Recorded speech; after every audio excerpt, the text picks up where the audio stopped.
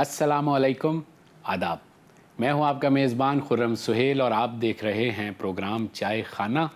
जैसा कि आप जानते हैं, हमारी कोशिश होती है कि हम ऐसे मेहमानों को यहाँ मदऊ करें जो ना सिर्फ़ एक अच्छे शायर हों, अच्छे अदीब हों, अच्छे सहाफ़ी हों, अच्छे कलाकार हों, यानी फ़नून लतीफ़ा की किसी भी शाख से अगर उनका ताल्लुक़ है तो हमारी ये कोशिश होगी कि हम उन्हें यहाँ मदऊ करें। आज एक ऐसी ही शख्सियत हमारे साथ यहाँ मौजूद हैं जिनको आप जानते तो हैं, लेकिन शायद आज की गुफ्तगू के बाद ज़रा ज़्यादा जानने लगेंगे। आज हमारे साथ बेहतरीन शायर, उम्दा अदीब, उम्दा सहाफ़ी, सबसे बढ़कर बेहतरीन इंसान और हमा जहत शख्सियत के मालिक जनाब सैयद काशिफ़ रज़ा। कैसे हैं आप? बस ये ठीक ठाक। काशिफ़ भाई, बहुत अरसे से ये ख्वाहिश थी कि आपसे बात की जाए, लेकिन आपके और मेरे सितारों में कुछ गर्दिश ऐसी थी कि सितारे करीब नहीं आ पा रहे थे। अच्छा, नहीं हम तो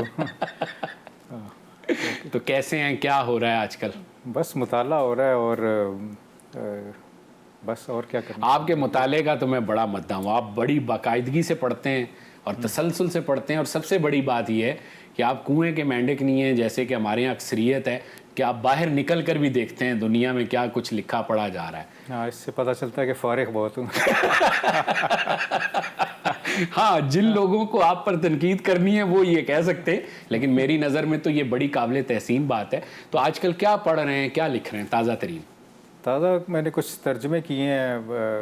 अरुंधति रॉय का तर्जमा किया है। अच्छा। मनीज़ा नकवी की एक किताब है कराची पर जी, मेहमान, उसका तर्जमा किया है। ठीक है। फिर शायरी तो खैर चलती रहती है। बाकी मुतालियात, एक दोस्तोयेव्स्की का नावल है द इडियट, अच्छा, वो पढ़ा मैंने। अच्छा। फिर हाल ही में मसूद अशर, खालिदा हुसैन, इनके अफसाने पढ़े। वाह, यानी आप दोहराते भी हैं। हाँ, यानी ये पढ़े होंगे आपने कभी, फिर उनको आपने दोहराया दोबारा? खालिदा हुसैन के पढ़े थे, मसूद अशर के अच्छा, भी मैंने पढ़े। अच्छा, जी, सही। अच्छा, ये आपका रिसाला जो है कराची रिव्यू में दिखाना चाहूँगा, इसका एक शुमारा इस वक्त मेरे हाथ में। ये सैयद काशिफ़ रज़ा कराची से निकालते हैं। कितने शुमारे आ चुके हैं, और सबसे पहले तो ये बताइए कि ये ख्याल क्यों आया? ये इसमें ख्याल ऐसे आया कि किताबों के रिव्यूज़ पर मुश्तमिल है ये सिर्फ, और इसके 4 शुमारे आ चुके हैं। इसका ख्याल ये था कि किसी एक अदीब को इंट्रोड्यूस कराया जाए उसकी किताबों को, ठीक है, उस पर भरपूर तबसरे हों। ठीक है। उसके जो किताबें हैं, जैसे नावल निगार हैं 4-5, जैसे ये मुराकामी का है, और उसके अलावा दीगर जो फ़नून हैं उन पर भी तबसरे हों। जैसे फ़िल्म है, फ़िल्म रिव्यूज़ भी इसमें होते हैं। बिल्कुल ठीक। और फिर दूसरी किताबें हैं उर्दू अदब की, उन पर भी तबसरे होते हैं। ठीक है। तो ये इसके पीछे आइडिया था कि जैसे पेरिस रिव्यू एक मैगज़ीन है, उसमें किताबों पे भरपूर तबसरे होते हैं। बिल्कुल, बिल्कुल। और छोटे तबसरे ना हो, भरपूर तबसरे हों जिसमें हक़ अदा हो कुछ थोड़ी बहुत हद तक। तो ये उसके पीछे। तो ये कितने शुमारे अब तक आ चुके हैं? ये 4 आ चुके हैं। कब शुरू किया था आपने ये 2019 में शुरू किया था। पहला बुरहान पामुक पे था, ठीक है। फिर वीएस नायपाल पर, अच्छा। फिर मार्गरेट एटवुड पर, अब ये इस पे मुराकामी पर, और 5वां मोहम्मद खालिद अख्तर, उन पर हम ला रहे हैं। सही, बिल्कुल ठीक है। तो क्या रिस्पॉन्स है इसका? फेसबुक पर मैंने कहा था कि इसके वो सालाना ख़रीदार बन जाएं। ठीक है। अगर 150-100 बन जाते तो हम इसको मुस्तकिल जारी रख सकते थे। तो उससे ज़्यादा ही रिस्पांस आया, मतलब 180-190 इसके ख़रीदार बन गए। बिल्कुल, मैं भी इस रिसाले का ख़रीदार हूँ। मेंबर नहीं बना, लेकिन मैं हर शुमारा लेता हूँ। अच्छा, तो वो निकल तो रहा है, लेकिन इसमें वो है कि तर्जुमे सारे मुझे खुद ही करने पड़ते हैं। तो इस वजह से इसमें बाकायदगी नहीं आ सकी, यानी हर 3 माह बाद ये नहीं आ पाया। लेकिन ये कि इसका मयार कोशिश है कि बरकरार रहे। अगर थोड़ी देर से भी निकले तो मयार इसका बरकरार हो। ठीक है। अच्छा, ये चूँकि छपता भी वहीं से है जहाँ से अजमल साहब के प्रेस से छपता है ना ये, तो अजमल कमाल से आपकी पुरानी एक अकीदत, हम वाकिफ़ हैं, हम भी अकीदतमंद हैं उनके। तो यानी वो भी एक जहन में आपके था कि तराजुम के सिलसिले में कोई काम किया जाए, जिस तरह अजमल साहब का रिसाला आज जो है बहुत मकबूल रहा, तो वो भी यानी इंस्पिरेशन उससे मुख्तलिफ काम है ये। जैसे उसमें तो खैर तख्लीकात छपती हैं, तो इसमें बुक रिव्यूज़ के तराजुम होते हैं, तबसरे भी हैं। और उस शख्सियत के बारे में पूरी मालूमात जिसको आप तारुफ दे रहे हैं, तो उससे कुछ मुख्तलिफ है। लेकिन उस नोइयत का काम इसलिए आप कह सकते हैं कि तर्जुमे तो हैं बहरहाल, और ऐसे अदब की ऐसी चीज़ों के तर्जुमे हैं जो पाकिस्तान में जिनका लोगों को इल्म नहीं होता। काशिफ भाई, तर्जुमे की हम बात कर रहे हैं, आजकल हमारे यहाँ बकौल नाशरीन के सबसे ज़्यादा बिकने वाली अगर कोई चीज़ है तो वो तर्जुमा है। जी बिल्कुल। तो लेकिन हम देख रहे हैं बहुत ही गैर मेयारी तर्जुमे भी हो रहे हैं। तो अच्छे तर्जुमे की क्या निशानी है, अगर हमारे देखने वालों को आप बताएं? अच्छे तर्जुमे, मेहनत से किए हुए तर्जुमे तब सामने आएंगे जब इस फील्ड में पैसे भी होंगे। अच्छा। क्योंकि बंदा अपनी तख्लीक जो होता है वो तो अपने ज़ौक़ व शौक़ से कर लेता है कि उसमें वो खुद इन्वॉल्व होता है, वो उसको जैसा मर्ज़ी बनाना चाहे, अच्छा या बुरा, तो वो उसको बना रहा होता है। तर्जुमा एक टेबल पे बैठने वाला काम है। अगर उसको कोई अदीब पसंद भी है तो तर्जुमा तब भी एक मेहनत मुशक्क़त का काम है। सही। तो इसमें अगर उसको पैसे मिल जाएं तो फिर वो अच्छे से अच्छा तर्जुमा कर सकता है। मैंने तो अब तक जितने तर्जुमे किए हैं उसके वो तो अपने शौक़ से मैंने किए हैं। चॉम्स्की का किया, हनीफ का किया। सही। तो अब तक तो मैंने उसके बगैर ही काम किया है। अच्छा। मतलब ज़ौक़ व शौक़ से किया मैंने। तो माली फ़ायदा कोई हुआ कि नहीं हुआ? अभी तक तो नहीं हुआ। मुस्तकबिल में आप अगर दुआ करें तो शायद हो जाए। अच्छा, ये हम सबका यही हाल है, और चाहे शायरी है, चाहे अदब है, चाहे तराजुम है। अब जबकि ये नाशरीन का अपना कहना है कि तर्जुमा सबसे ज़्यादा बिकता है, तो बिकने वाली चीज़ से भी पैसे अगर नहीं मिल रहे मुतरजम, वो एक्सप्लॉइट भी करते हैं कुछ, मतलब कि ये आदमी, इसको फलाना अदीब पसंद है, उससे करा लिया। तो और ज़्यादातर यही हो रहा है मेरा ख्याल है कि वो दूसरे के शौक़ से फ़ायदा उठाते हैं कि भाई हम मुफ्त में छाप देंगे और तुम्हें क्या चाहिए, ये वाला जो पैकेज देते हैं ना। जी जी। उसमें वो एक ने मुझे कहा कि आपका जो है ना तर्जुमे हमने उसमें छाप लिए। तो मैंने कहा भाई मेरी तख्लीक अगर छापते तो फिर तो मुझे, मैं कहता कि अच्छा ठीक है, कोई उसका हिस्सा टुकड़ा छाप लिया। तर्जुमे में तो मैं बाकायदा मेहनत की है। वो एक जगह अगर मैं किसी नई जगह छप रहा है तो, और उसके आपको पैसे भी मिल रहे हैं, आपको किताब के पैसे मिल रहे हैं, तो उसमें से मिलना चाहिए। लेकिन वो एजाज़ी काफ़ी तक नहीं देते, ऐसे उठा के छाप लेते हैं। अब कौन आदमी जो है वो अदालतों के चक्कर लगाता रहे? इसके कोई कॉपीराइट्स भी होने चाहिए यार। मैं तो कहता हूँ कोई तंजीम बनाएं, 2-4 वकील डालें उसमें, इन सबको सीधा करें। ये जो कर रहे हैं ना एक अरसे से, नहीं होना चाहिए, है ना। और दूसरा ये कि वो जो मुसन्निफ़ है ना, जिसके हम भी तर्जुमे करते हैं, उससे भी राइट्स लेने चाहिए। मैंने तो एक आध दफ़ा किया, जैसे मिलान कुंडेरा का मैं नावल का तर्जुमा कर रहा था, तो मैंने उसके पब्लिशर से रब्ता किया, गाली मार्ड, अच्छा, पेरिस का पब्लिशर है जी। तो उससे रब्ता किया था। फिर बोरखेस पर एक किताब थी, उसका तर्जुमा किया, तो उसके मुसन्निफ़ से रब्ता किया। अच्छा। जो है अपना अल्बर्टो मैंगुएल, अच्छा, उनसे ज़ाती तौर पर ईमेल पे रब्ता किया, उन्होंने इजाज़त दी मुझे। सही। तो ये कल्चर जो है अब पैदा होना चाहिए और इजाज़त मिल जाती है। हाँ, मिल जाती है। वो लोग, उनको कुछ समझाना पड़ता है बैरूनी मुसन्निफ़ीन और पब्लिशर्स को कि पाकिस्तान में किताब जो है 500 की तादाद में छपती है, तो यहाँ हम हज़ारों लाखों उससे रुपए नहीं कमा रहे। सही बात। और उन्हें वो पता चल जाता है, उन्हें वो जब आदाद शुमार वो इंडिपेंडेंटली भी चेक कर सकते हैं कि पाकिस्तान में क्या है, तो वो इजाज़त दे देते हैं। इससे हिचकिचाना नहीं चाहिए। अभी कुछ इदारे हैं जो इजाज़त दे भी रहे हैं, जैसे तुर्की की जमहूरी पब्लिकेशंस वाले, वो बाकायदा तुर्की से इजाज़त लेके कर रहे हैं। जी, चाहे उसमें रॉयल्टी भी देनी पड़े। आप पब्लिशर को मुनाफा हो रहा है तो रॉयल्टी दे, मुतरजिम को भी दे, नहीं बिल्कुल भी दे। नहीं बिल्कुल, बहुत अच्छी बात है।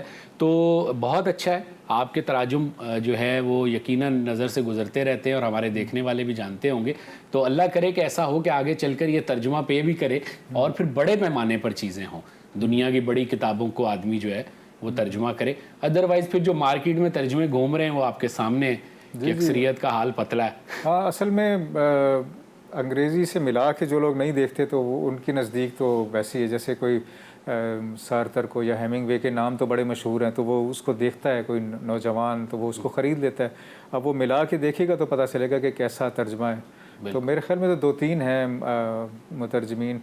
इवन अभी मोहम्मद उमर मेमन जो सबसे बेहतरीन मुतरजिम है, तो वो चंद साल पहले यहाँ आते थे और तो हमसे कहते थे कि यार कोई पब्लिशर नहीं मिल रहा। यानी पब्लिशिंग की हालत इतनी पतली थी कुछ साल पहले कि उमर मेमन साहब को अपने छापने के लिए, अपने तर्जमे किए हुए जो थे उनके छापने के लिए पब्लिशर नहीं मिल रहा था। अब तो खैर सूरत हाल कुछ बेहतर हुई है मेरा ख्याल। नहीं, बहुत बेहतर हुई है मुझे लगता है, लेकिन वो रोना पुराना ही है कि कुछ हो नहीं रहा, लेकिन बहुत किताब बिक रही है। नहीं, वो तो दुकानदार का है। जैसे हम टीवी चैनल में इंटरव्यू करने बार ईद वगैरह के मौके पर जाते हैं, दुकानदारों से पूछते हैं कि कैसी बिक बिक्री हो रही है तो सब रोते ही हैं कि कोई बिक्री नहीं हो रही, और ये 20 साल से मैं तो यही देख रहा हूँ। तो दुकानदार का तो यही रोना होता है, पब्लिशर का भी होता होगा, जाहिर है वो चाहते हैं कि नज़र ना लग जाए उनकी आमदनी को।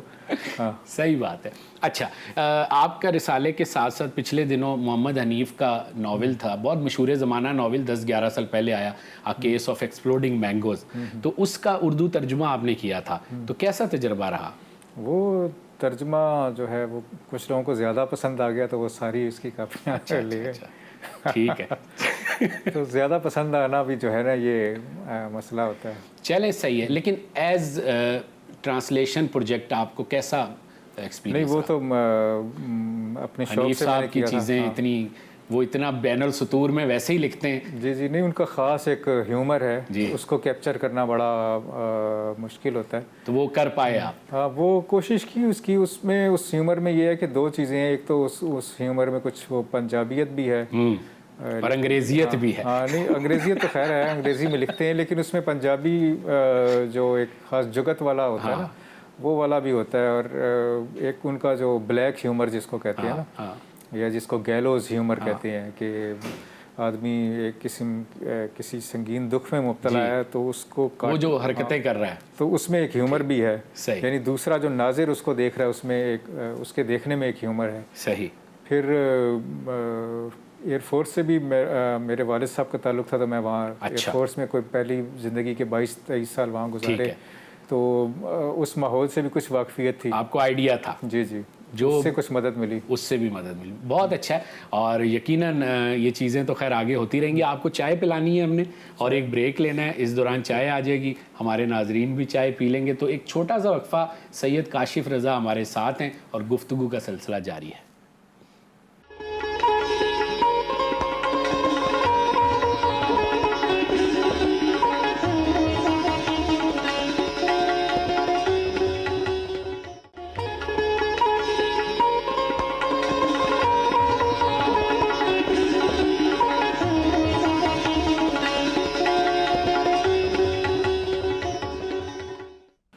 जी, गुफ्तगू हो रही है सैयद काशिफ रज़ा से, और बातें बहुत सारी हैं, वक्त कम है, इसलिए वक्त ज़ाया किए बग़ैर मैं गुफ्तगू को आगे बढ़ाऊंगा। अच्छा काशिफ भाई, अब आपका ये नावल आया कुछ अरसा पहले, और ये इसको अभी ये आप नाजरीन देख सकते हैं मेरे हाथ में, ये UBL अवार्ड याफ्ता नावल है, और बहुत कम ऐसा होता है कि पहला ही नावल आए और उसको इनाम मिल जाए, और आपको ये इनाम मिल गया, तो क्या महसूसात हैं आपके?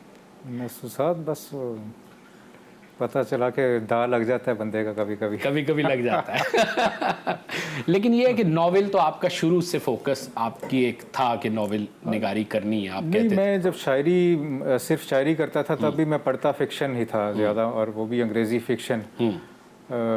उर्दू फ़िक्शन मैंने निस्बतन कम पढ़ा, तो मुझे पता नहीं था कि मैं नावल लिखूंगा, लेकिन मैं नसर में टुकड़े लिखता था काफ़ी। अच्छा। यानी एक तो शायरी तो खैर नसरी नज़म भी ज़्यादा कही, आज़ाद नज़में और गज़लें भी कहीं, लेकिन नसर के टुकड़े भी मैं लिखते रहते थे। यानी कोई कुछ महसूस हुआ तो मुझे फ़ील हुआ कि इसको लिखने के लिए नसर मुनासिब है, तो मैंने कोई टुकड़ा लिख लिया। ठीक। तो इस तरह के टुकड़े 90s में मैंने काफ़ी जमा किए थे, लेकिन फिर उसको छोड़ दिया। अच्छा। ये भी मैंने जब शुरू किया इसको, तो मेरा नहीं ख्याल था कि मैं इसको ये मैं कोई नावल लिख रहा हूँ। जब ये काफ़ी ज़्यादा लिखा जा चुका, 150 सफ़े, तो फिर मेरे ख्याल में ज़हन में आया कि इसको नावल बनाया जा सकता है इसको। बिल्कुल सही। और आप चूँकि सहाफ़ी भी हैं, जियो में आप काम करते हैं, और बड़े आप कैमरे के पीछे रहने वाले सहाफ़ी हैं, लेकिन बहरहाल आप एक्टिव सहाफ़ी हैं, तो आपका ये जो नावल है जिसका नाम 4 दरवेश और एक कछवा है, इसमें नावल का आगाज़ ही एक बम धमाके से होता है, और एक रिपोर्टर वहाँ मौजूद है। तो क्या ये आपकी ज़िंदगी में भी ऐसा था कुछ? हाँ, नहीं, इत्तेफाक से वो जो 18 अक्टूबर 2007 को बेनज़ीर भुट्टो वाला जिस दिन आई थी, तो मैं हालांकि रिपोर्टर तो नहीं हूँ, लेकिन उस दिन मैं रिपोर्टिंग में भी मसरूफ़ था। ये अच्छा इत्तेफाक है। मैं रिपोर्टर रहा हूँ तक 2-2.5 साल रिपोर्टर रहा हूँ, 2003 से 2005 तक। चाय भी लीजिए साथ। जी जी। अच्छा। तो उस रोज़ मैं, हालांकि मैं तो डेस्क पर था, लेकिन उस दिन जो है मैं रिपोर्टिंग भी कर रहा था एक चैनल की तरफ से। ठीक है। मैं न्यूज़ वन में होता था, तो दिन भर मैंने रिपोर्टिंग की। तो रात को 12 बजे मुझे कॉल आई कि एक धमाका हो गया। तो मैंने अपने रिपोर्टर्स को फ़ोन मिलाया, तो उनका फ़ोन मिल नहीं रहा था। तो मैं ख़ुद गाड़ी में बैठ के निकला, तो रास्ते में फिर दूसरा धमाका हुआ, उसकी आवाज़ भी मुझे आई। अच्छा। तो करीब ही हमारा दफ्तर था। तो उसके बाद मैंने वहाँ जो मंज़र था वो अपनी आँखों से देखा, तो वो बड़ा इंडेलिबल किस्म का मंज़र था। तो मुझे वो लिखना तो था। जब ये नावल लिखा तो ये मंज़र उसके शुरू में नहीं था, ये फिर बाद में सेटिंग होती है, तो बंदा तय करता है कि इसको शुरू में आना चाहिए, किसकी क्या शेप बनेगी, कि इसको शुरू में आना चाहिए, वो फिर बाद में तय किया। ठीक, बिल्कुल ठीक है। तो आपका जो कि फ़िल्म बीनी का भी बहुत ज़्यादा शौक़ है मेरी तरह। मैं भी नावल और फ़िल्म का आशिक हूँ, आप भी नावल और फ़िल्म के आशिक हैं, और आपका तो बहुत ज़्यादा एक्सेस रहा है। मैंने सिनेमा बहुत देखा, नावल भी बहुत पढ़ा, लेकिन इंटरनेशनल चीज़ें आहिस्ता आहिस्ता शामिल हुई, पहले लोकल पे रहे। तो आपका फ़िल्म की तरफ भी बहुत तवज्जो रही, तो मुझे तो ऐसा लगता है आप फ़िल्म भी लिखेंगे आगे चल के। फ़िल्म पाकिस्तान में कुछ ज़्यादा बन नहीं रही, वरना बल्कि फ़िल्म से पहले मुझे गाने जो हैं वो बड़े अच्छे लगते थे, और गाने लिखने का भी शौक़ था। अच्छा। तो पाकिस्तान में तो फ़िल्म इंडस्ट्री कोई ऐसी रही नहीं, जी, वरना कभी ना कभी तो आएगी वापस। आई तो मैं ज़रूर चाहूँगा। फ़िल्में वैसे वो भी जो है इंडिया की फ़िल्म मैं पूरी देख नहीं पाता, गाने उसके मैं सुन लेता हूँ। और मुझे आप पैरेलल सिनेमा वाले आदमी हैं ना? नहीं, मुझे वो इंग्लिश की जैसे फ़िल्में हैं वो ज़्यादा पसंद आती हैं, क्योंकि उसमें गाना तो एक तो होता ही नहीं, क्योंकि गाना जब आता है तो मैं उसमें दिलचस्पी ज़्यादा लेने लगता हूँ, और बाकी चीज़ें खो जाती हैं मुझसे। अच्छा। और वो दोबारा गाना ही पीछे रिवाइंड करके वही सुनने लगता हूँ। अच्छा। इंडिया की फ़िल्में या पाकिस्तानी जो फ़िल्में हैं, सही, तो उसमें डिस्ट्रैक्शन कम होती है, उसमें पूरा फोकस होता है। तो किस नौइयत की फ़िल्में आप ज़्यादा देखते हैं? मुझे कई तरह के जानराज पसंद हैं, लेकिन जैसे रोमांटिक साइकोलॉजिकल फ़िल्में जो हैं वो ज़्यादा पसंद है मुझे। जैसे एपोकैलिप्स नाउ, कपोला की जो फ़िल्म है वो बहुत ज़्यादा पसंद है, वो मैं कई दफ़ा देखी है, बहुत ज़्यादा पसंद है। बल्कि उसका जो पहला शॉट होता है ना, उसमें जो हेलीकॉप्टर की आवाज़ आती है, टक टक टक टक टक, खेत के पीछे से खेत आते हैं, तो वो बहुत ही ज़बरदस्त है। फिर उसमें दरिया के मनाज़िर, मतलब वो इट्स शीयर पोइट्री। फिर और फिल्में जैसे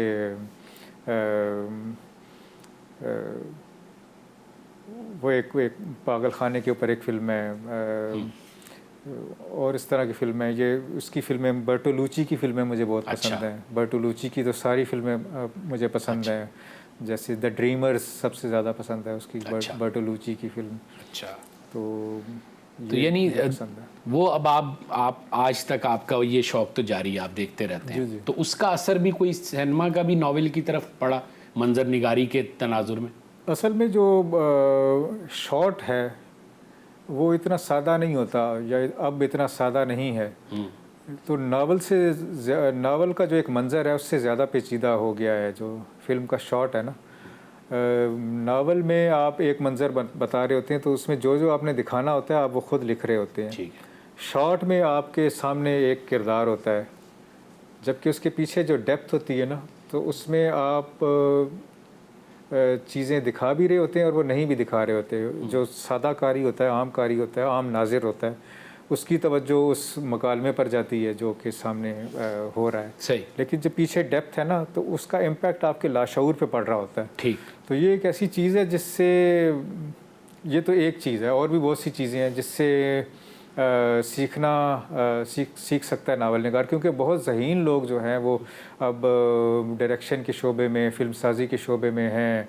मसलन वो एक जो फ़िल्म है अपना, एक तो मेरी याददाश्त ऐसी है कि वो जिसकी नकल, वो मोमेंटो जो फिल्म है ना, वो आप देखें कितनी कि उसमें एक शॉट जो है वो लीनियर चल रहा है, और एक शॉट जो है वो आखिर से पीछे की तरफ चल रहा है। बिल्कुल ठीक। एक रंगीन शॉट है, एक ब्लैक एंड वाइट शॉट है। जो रंगीन शॉट है वो शॉट, पहला शॉट, तीसरा शॉट, पांचवा शॉट, सातवां शॉट, वो आगे की तरफ जा रहा है। सही बात। और दूसरा जो ब्लैक एंड वाइट शॉट है वो आखिर से शुरू होकर पहले तक। यार ये देखें, अभी मैंक रिलीज़ हुई 2020 में, तो वो एक स्क्रिप्ट राइटर की ज़िंदगी पर 1934 में एक फ़िल्म बनी थी। उस राइटर की ज़िंदगी पर फिल्म बनाई गई, लेकिन उन्होंने जदीद कैमरों का इस्तेमाल किया, लेकिन ब्लैक एंड वाइट बनाई, यानी उस फील को जिंदा करने के लिए। वो 6 mm जी इस तरह की होगी। जी। तो अब ये जो हैं बड़े बड़े ज़हीन लोग आ रहे हैं, और इनका ये जो लोग हैं इन्होंने फ़िक्शन बहुत पढ़ा हुआ है। या जैसे वो फिल्म है अपनी वो नहीं है जो एक नाम पर है, एक आदमी के नाम पर, जिसमें वो एक सुरंग में दाखिल हो जाता है। अच्छा, तो इस तरह की काफ़ी हैं फिल्में। सही है। यानी आप फोरमैन है एक डायरेक्टर, वो बड़े अच्छे हैं। ठीक है, मुझे तो स्टीवन स्पीलबर्ग बड़े अच्छे लगते हैं। हाँ, स्पीलबर्ग इन लोगों का कमाल ये कि ये ऐसी फिल्में बनाते हैं जो आवाम को भी पसंद आती हैं, लेकिन उसमें एक वो भी होता है। लेकिन ये जेम्स कैमरून ज़रा कभी कभी कॉम्प्लेक्स हो जाते हैं चीज़ों में। हाँ, लेकिन ये बर्टोलुची जो है ये तो मुझे बहुत ज़्यादा पसंद है। बर्टोलुची जो है, बर्नार्डो बर्टोलुची, या इटालियंस और जो हैं इन्होंने रियलिस्ट फिल्में भी बनाई हैं, लेकिन उसमें बड़ा पोइटिक चीज़ें काफ़ी हैं। सही है। अच्छा, अदब में आपके फेवरेट कौन लोग हैं, नॉवेल निगार, किनको आपने बहुत पसंद किया या बहुत आपको मुतासिर किया? बहुत ज़्यादा कई हैं, मतलब रशियंस में टॉल्स्टॉय मुझे बहुत ज़्यादा पसंद है। मुल्कों के हिसाब से आप कर लें तो जैसे रशिया में चेखोव भी बहुत ज़्यादा पसंद है, बहुत ज़्यादा पसंद है। काश उस जैसा कोई लिख सकता। और अमेरिका में हेमिंगवे बहुत पसंद है, उसको मैं बार बार पढ़ता रहता हूँ। यानी क्लासिकी अदब में आपकी ज़्यादा दिलचस्पी है? नहीं, जदीद तरीन में भी है। जदीद तरीन में जैसे अम्बर्टो एको है, वो बहुत ज़्यादा पसंद है। बल्कि जैसे जेम्स जॉयस ने एक नावल लिखा था यूलिसिस, वो उसमें बहुत सी लेयर्स थी कि बैक वक्त जो सिनेमा में जो चीज़ ज़्यादा पॉसिबल है अदब के मुकाबले में, अदब में तो वो चीज़ समझी नहीं ना जाती। जैसे एक बयान चल रहा है और पीछे कोई मौसीकी का तासुर, किसी रंग का तासुर, दिन के किसी पहर का तासुर भी मौजूद है, तो वो सारा उसको जोड़ के देखना निकारी की पकड़ में नहीं आता, जबकि सिनेमा में उसका इम्पैक्ट बैक वक्त हो रहा होता है। सही, बिल्कुल ठीक है। चाय उम्मीद करता हूँ तो अम्बर्टो एको मैं उसकी बात कर रहा था, तो कि वो जो है वो ज़्यादा काबिल फ़हम उसने बनाया, जो उसकी जेम्स जॉयस की टेक्निक है उसको। ठीक, बिल्कुल सही है। एक ब्रेक हमने लेना है। अच्छा। और ब्रेक ज़रूरी है क्योंकि चाय के साथ साथ वक्फा ज़रूरी है। वापस आते हैं और अभी बात करते हैं यहीं से।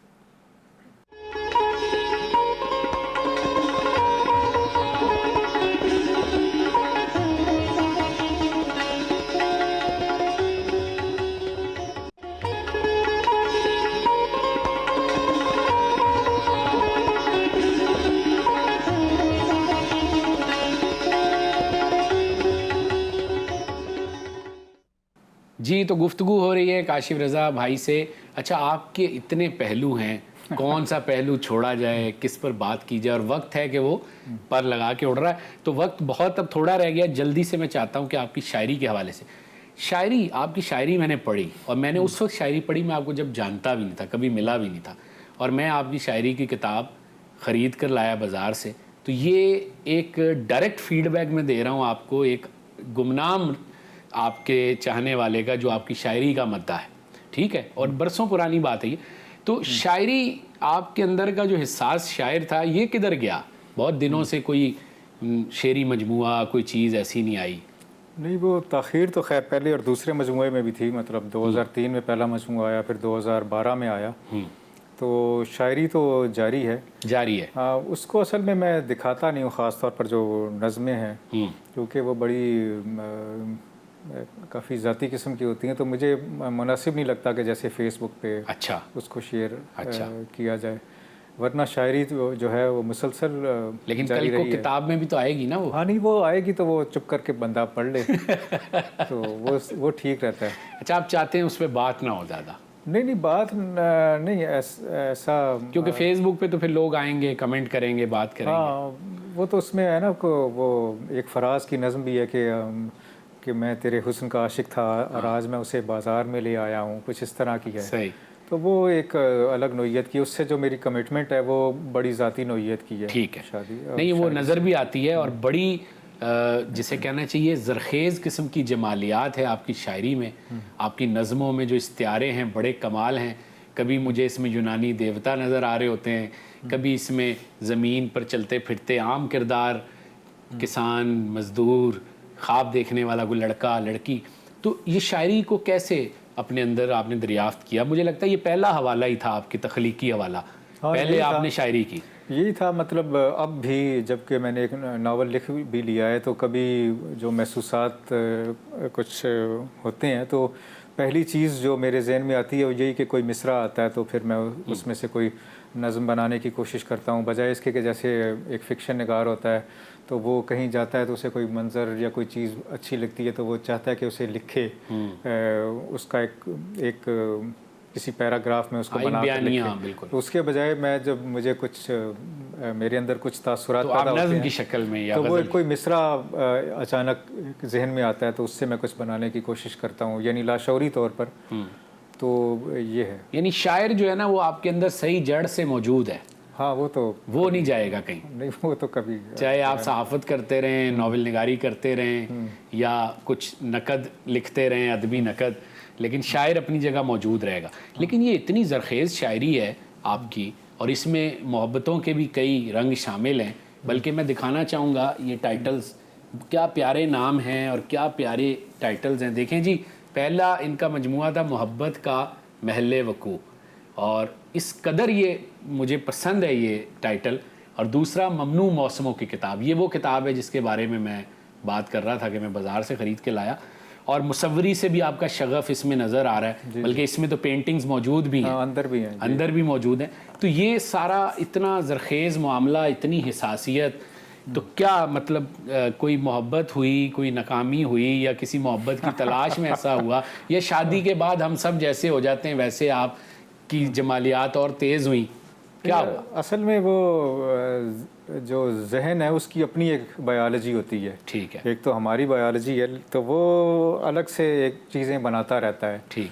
तो वो ज़रूरी नहीं कि वो जो है किसी को देख के जो तासुरात जहन में पैदा हो रहे हैं और जहन अपनी बायोलॉजी में उसके बारे में कुछ क्रिएट कर रहा है, तो उसका ताल्लुक उस पर वो मुंतबिक करना ज़रूरी हो, मतलब किसी मतलब हमीदा वगैरह रशीदा से जो के बारे में जो तासुरात पैदा हो रहे हैं, ज़रूरी नहीं कि वो हमीदा और रशीदा वैसी हों भी। तो एक इंडिपेंडेंट किस्म की बायोलॉजी जहन में चलती रहती है, या मेरे ख्याल में कि शायर के जहन में चलती है या मेरे जहन में चलती है। तो वो खुद ही कुछ क्रिएट कर रहा होता है, एक रोमांस क्रिएट करता है, या एक कहानी क्रिएट करता है, एक नज़म क्रिएट करता है, कुछ लाइनें क्रिएट करता है, उनसे कुछ और रास्ता उसे मिल जाता है। ठीक, तो उसका सिलसिला तो ये है। ठीक है, बिल्कुल सही। यानी खुद ब खुद वो अपना रास्ता और शक्ल बनाती है वो चीज़, जो कैफियत आपके अंदर है।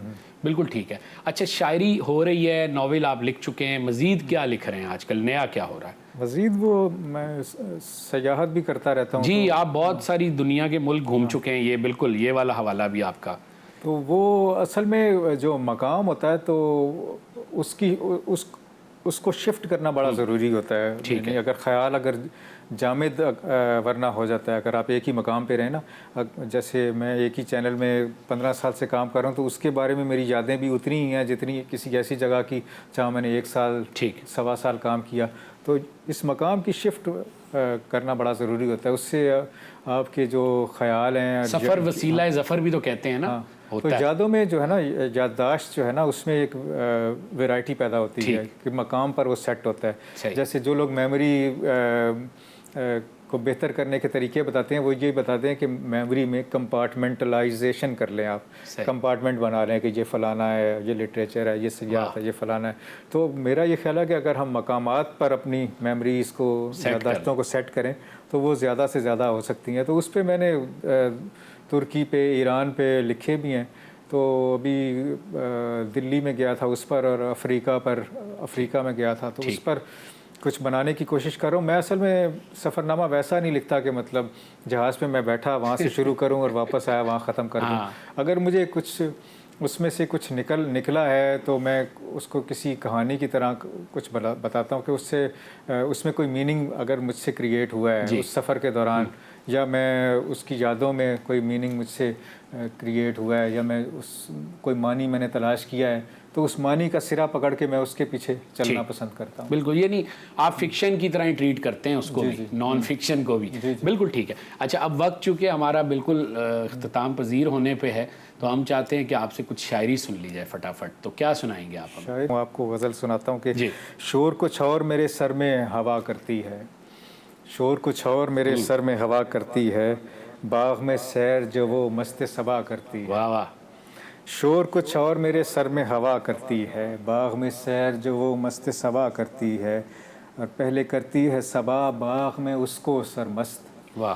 पहले करती है सबा बाग में उसको सरमस्त, मस्त फिर मुझको वो सरमस्त सबा करती है।